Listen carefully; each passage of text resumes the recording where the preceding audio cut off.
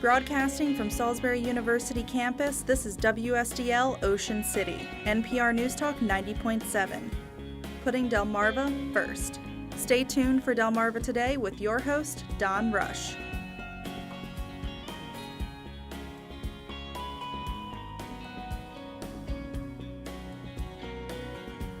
If you want to know something about Delmarva, there are a couple of new slim volumes that can provide the ABCs. Welcome to Delmarva Today. This is Don Rush.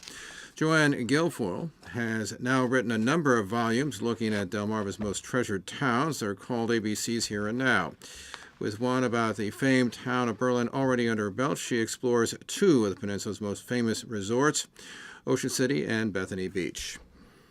In addition, she is author of Flying Over Delmarva, Spray Planes, Banner Planes, and Biplanes, celebrating the pilots who are often seen overhead in the peninsula. And welcome to the program. Thanks for having me.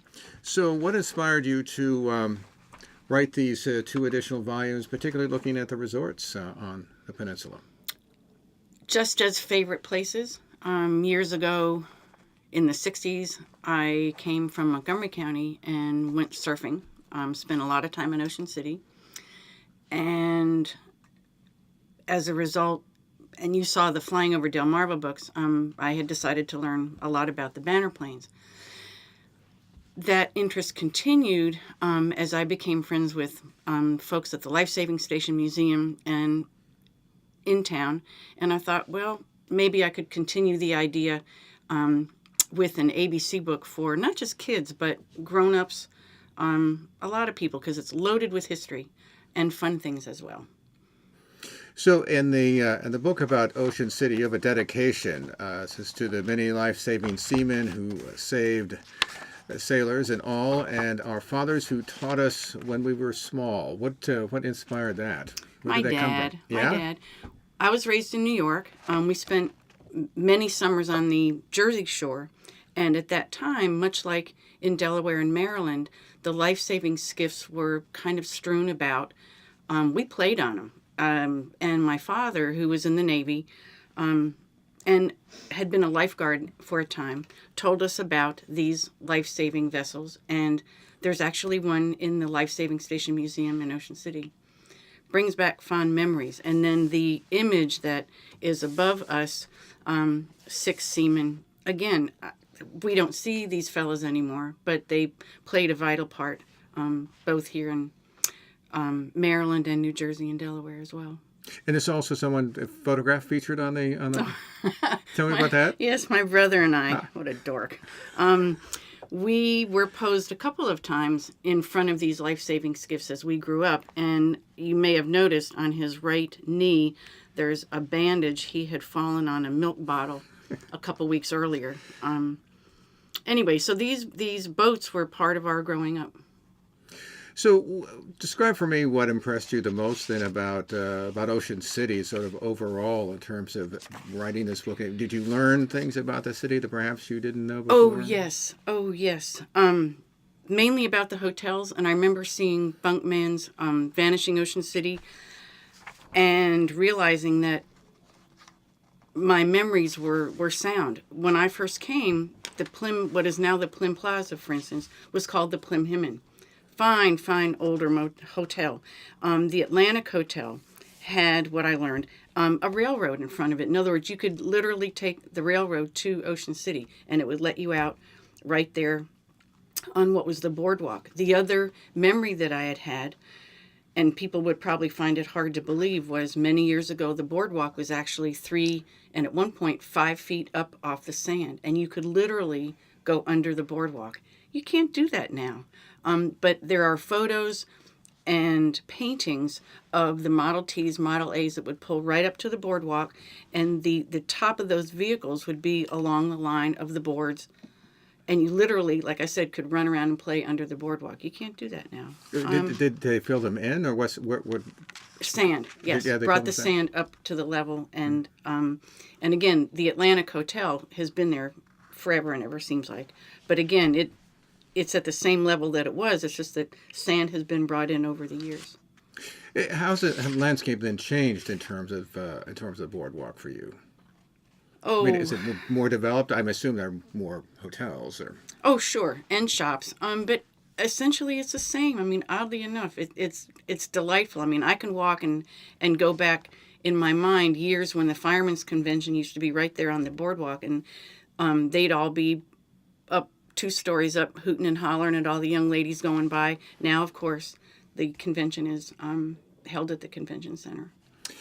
So, also, I guess one of the famous ones that in terms of draws has been Trimpers. Yes. I mean, and in fact, I went down there and I talked to a number of the folks who not only go there, but the owners and so on. Tell me a little bit about that. It's one of the oldest, I think, of those kinds of amusement parks. Oh, yes. And I have had numerous conversations with Mr. Doug and Brooks. Years ago, I would visit the carousel and take a zillion slides at that time. And as an art major, one of the things we had to do was have a show at the end.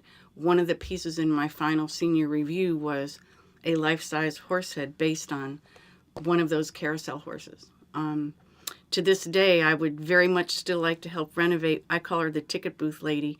There's a kiosk that has a figure up at the top. They do have it lighted, and it's in need of repair. And I, about once a year, say, can I fix it up? And they go, no.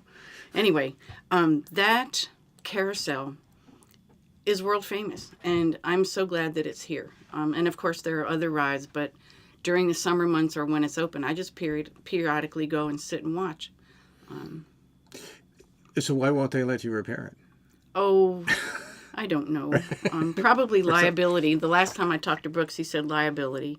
I'm working on them. I would really like to repair some of the plaster that's been chipped and do some repainting one day.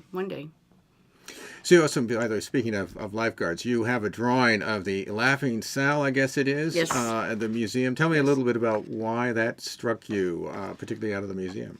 Oh, it's scary. I remember seeing it, and it was at the haunted house. Now, of course, it's at the Life Saving Station Museum, and if people venture upstairs, and push the button, they can hear her cackle.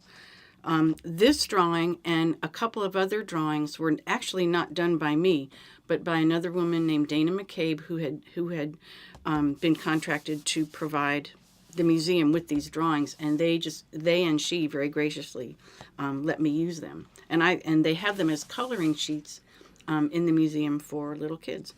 But yeah, this figure is bizarre, and then when you hear her cackle, it's pretty scary.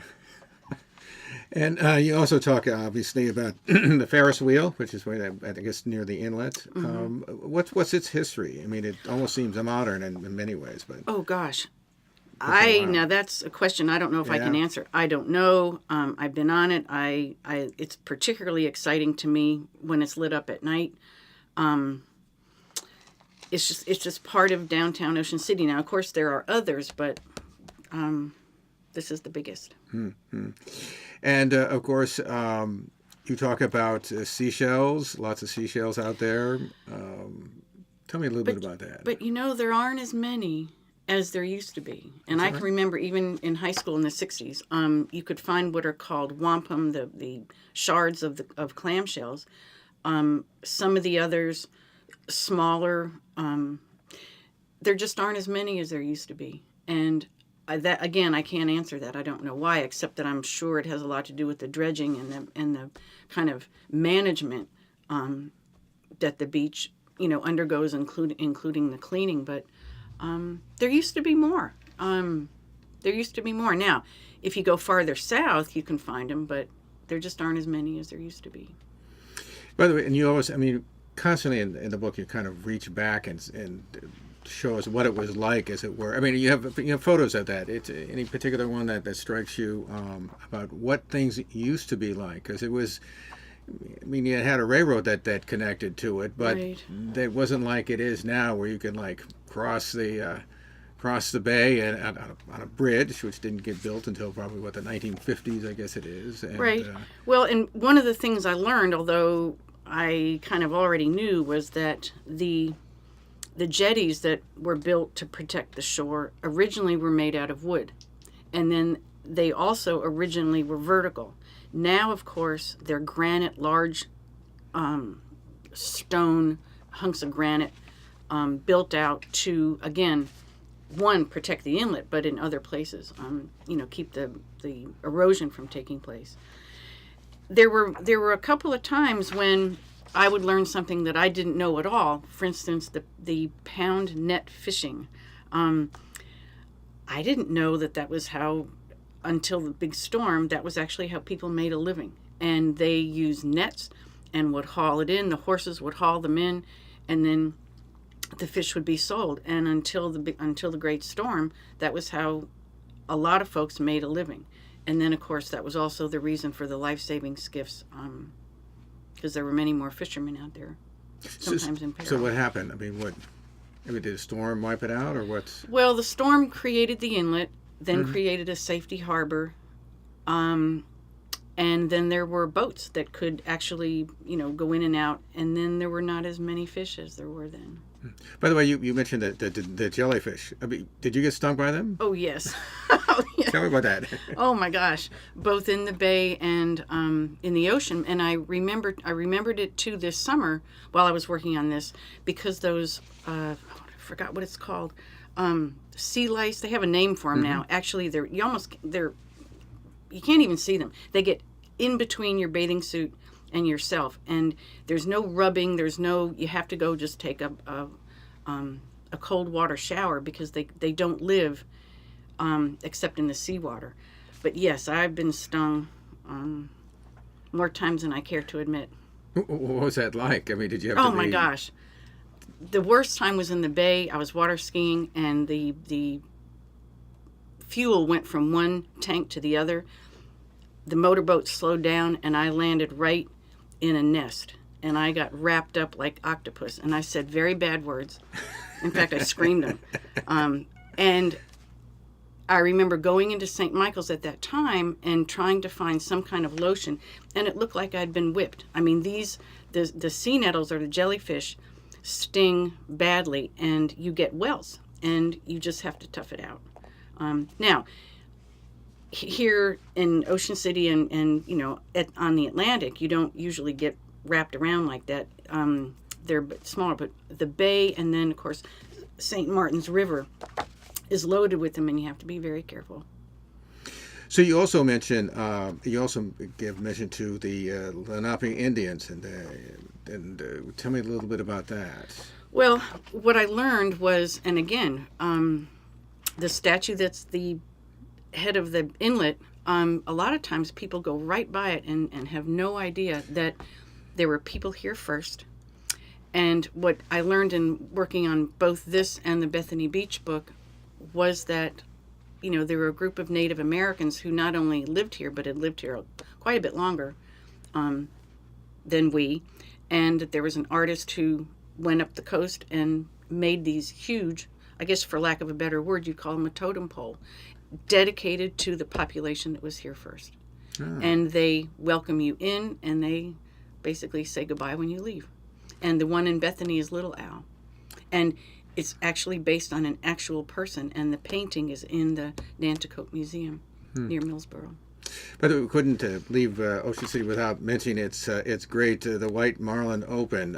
Tell me a little bit about that. Oh, well, again, the tournament and that entire fishing industry, as I learned, was basically created by the storm that created the harbor and as a place for these larger boats. And the one, the White Marlin that is down, and there's also a shark down at the museum, is a major part of the Ocean City culture and the economy now. Brings in a lot of money, brings in a lot of people. And of course, the White Marlin is one of the more beautiful billfish in the Atlantic. It seems as if the creation of the inlet really sort of transformed in many ways Ocean City. Oh, yes, the storm did, yes.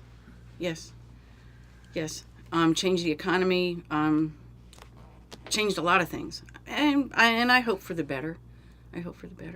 Now, it's always been a big tourist attraction, right? It's where people got away, whether it's... Oh, yes. Oh, yes. And the other thing I learned, too, is that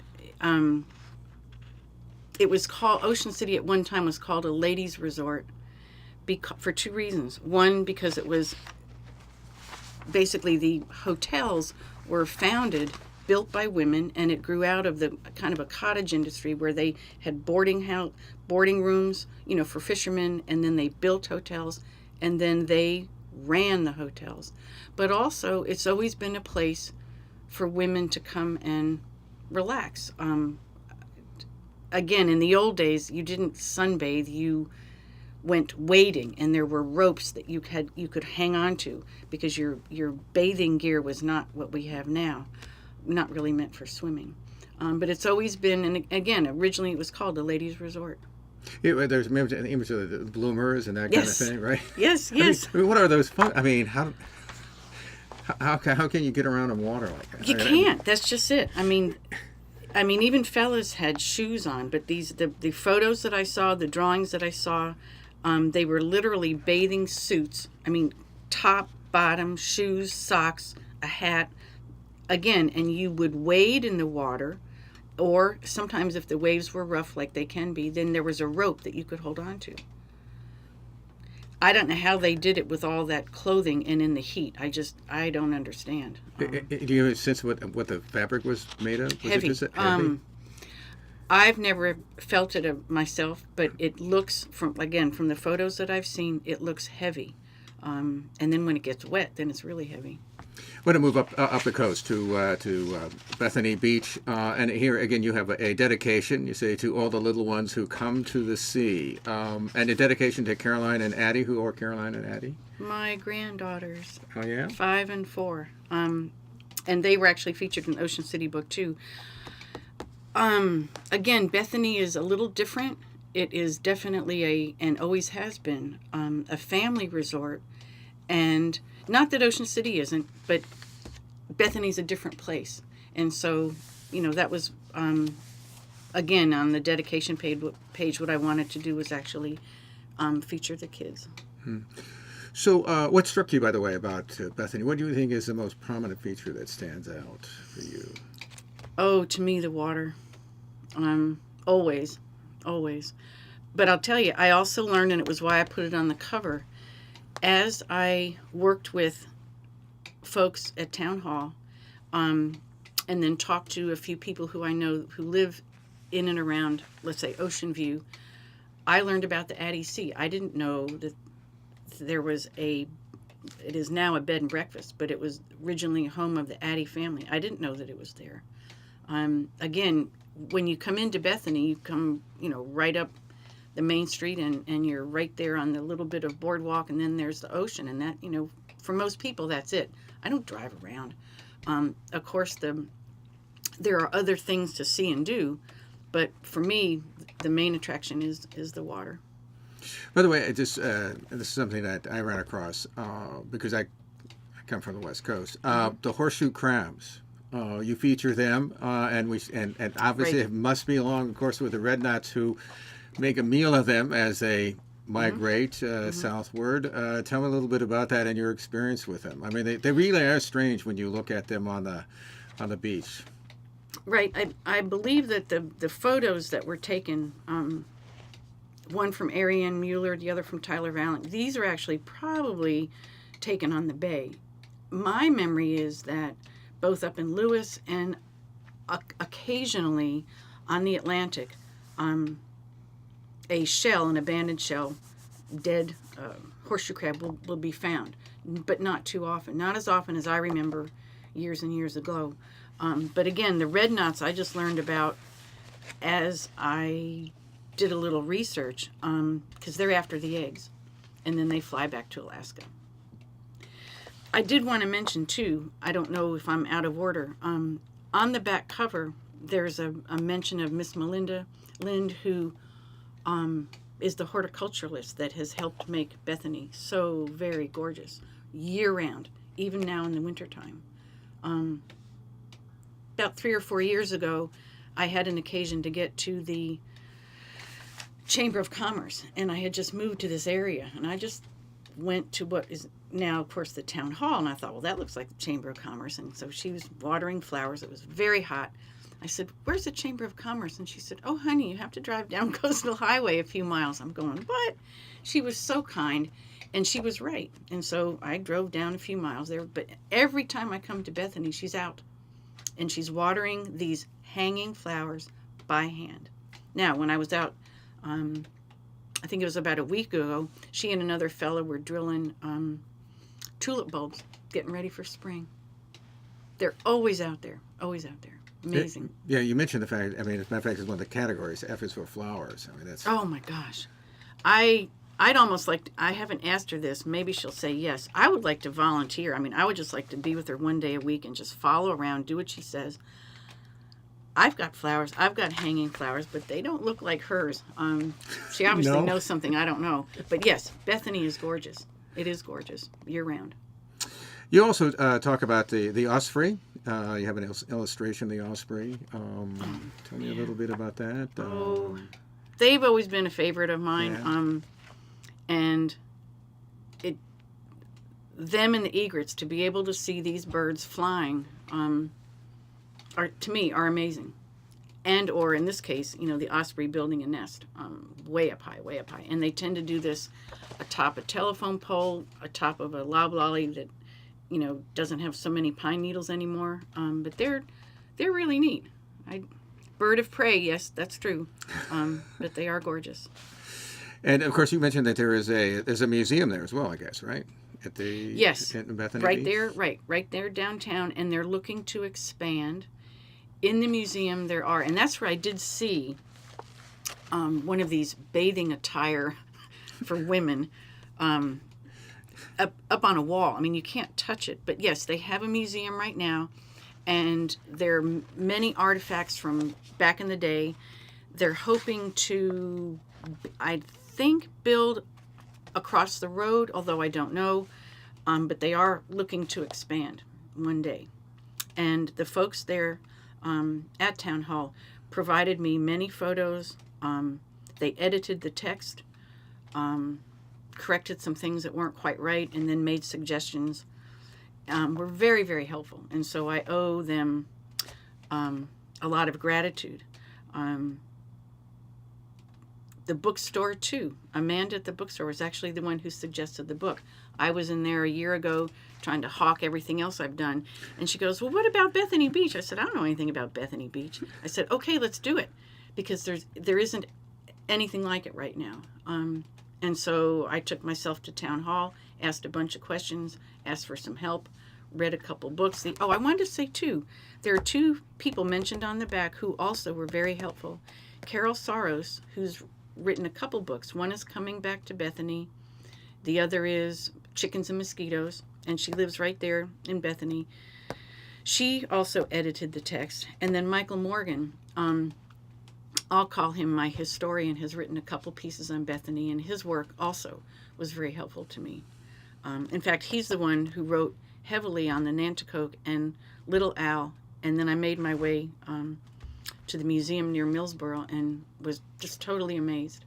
And some of the photos from that museum are here. So, tell me then a little bit about Little Owl. I mean, what did you learn about? Oh man, I was so excited. I just thought this was another. I'll admit that this is another statue, totem pole. Right. But this was based on an actual chief, an actual Nanticoke chief, named Little Owl. And when I went to the Nanticoke Museum, I've driven by it many times. I thought, no, you got to stop. And I talked to Mr. Street, the manager, and he said, come here, I want to show you something. And I looked up, and here was this painting, because I asked him, is there any image of the actual person that the totem was based on? He goes, yeah, there he is. And not only that, there was a photo of him, of Little Owl. Now, this is his, I can't remember his actual name. Oh, anyway, and there was a black and white photo, but I chose the painting. I just thought the painting was stunning, and I was very glad to be able to have it in this book. Does the totem pole does that resemble him? Kind of, really? sort of. Kind of, yes. I mean, nose, mouth, it's hard because you have the painting is, from the side on an angle, and then, unless you were to position yourself and look up, a little, A little enough, enough. You also talk about T for trains and trolleys. Tell me a little bit about the importance of those. Okay, the thing I learned was that there was no railroad to Bethany. These people had to either ride a horse-drawn bus, ride a horse. They could take a train to Ocean City and then come up, but there was no, because of the lay of the land, there was no train, no one-way train to Bethany. So it was quite an excursion for people to come. And these early settlers came to Bethany to build a Christian camp. And they did. But the travel was hard. They could get to Rehoboth and then come, or they could get to Ocean City and then come, but there was no direct train. So it was hard getting here. And then, of course, like it is now, in the summertime, it was hot. And so they would arrive to this wooden octagon tabernacle, which, again, the sides could be removed so there would be some breeze. But when you see the photos of these people, again, and these, especially the women, layers of dress, I can't imagine. I can't imagine. And especially without air conditioning. And right, without AC and with all that clothing. But they came and they stayed. You also mentioned, by the way, the shell jewelry, the quartz that they display. Again, that was something that my father had taught me a long time ago, and this was that the clam shells were used for money. It was called wampum. The purple and white were highly valued and were exchanged. But what was so exciting to me at the museum was to actually see the beadwork done, again, years ago, made out of these shells. And of course, nowadays people will, and I've seen a couple artists work, one in Lewis, one actually over in Berlin, Maryland, who will take, again, the pieces of clamshell that have been weathered and make earrings, necklaces out of them as well. Also, you mentioned the parade. P for parade. P for parade. I mean, doesn't everybody have a parade? I guess No. No. And not only that, I guess it's dear to my heart because I've been in it every year since I moved here in a military Jeep. I have never seen such a 4th of July parade. I've been to a few in other towns, but Bethany Beach just is over the top. And part of it is they work with the guys at Fort Miles who then bring their military Jeeps, ambulance Jeeps, transport Jeeps, and all these guys get dressed up in this hot woolen, this garb, and participate in this parade. And as a participant, to see these people for miles line up in the heat, wave American flags, yell, clap, was really something, really something. And again, in the book, there's also Melinda and Melissa, her companion, the gal that works with her. And it was nice to be able to feature them as well. But it really is a big deal. And if you've never been, it's a sight to behold because they put on a show for sure. Tom Carper was there this year. He's been there the last 3 years. You know, there's always some politicians and different groups represented, lots of floats, but a great patriotic time. So when you do these books, what kind of satisfaction do you get? I mean, you obviously you're a writer, but you're principally an artist, as it were. I get to do the drawings. Yes. Yeah. Some to me are, more exciting than others. Some are more meaningful than others. The thing for me, and I have people ask me, why do you do this? Well, I always learn something I didn't know, and I get to make a thing that doesn't exist. And I get to include friends and family, and even candy. Right. French fries, ice cream.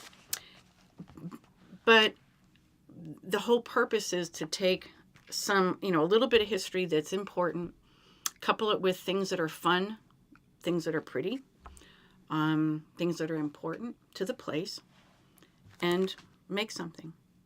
That's it. What kind of response have you gotten? Oh, mostly from, I will admit, the older ladies that are in my water aerobics class and my yoga class. They're so excited they can't stand it because they have grandchildren. And the whole idea, in other words, this is not a typical ABC book, I will admit. Not like the ones that are out now. Same thing with Ocean City. The purpose was not to do that. The purpose was to couple history, natural science, friends and family,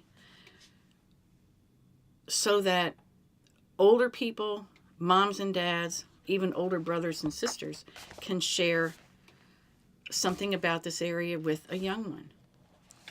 A lot of people who come to Bethany and Rehoboth come via 404. They might very well have stopped at the Kiwanis barbecue place and gotten chicken. I mean, that's a memory that for me goes way back. I took my kids there when they were young. And of course, my tribute to chickens right next door with a drawing to color. You know, so the idea is that it's not a typical ABC book, but one that an older person will read, share, talk about, bounce ideas off with somebody younger, and then the idea is that there's a page to color. And I'll tell you, I did learn one thing as I've been trying to take these to libraries. I need to change the wording in the front. Libraries really don't want them because it says, here's a drawing to color.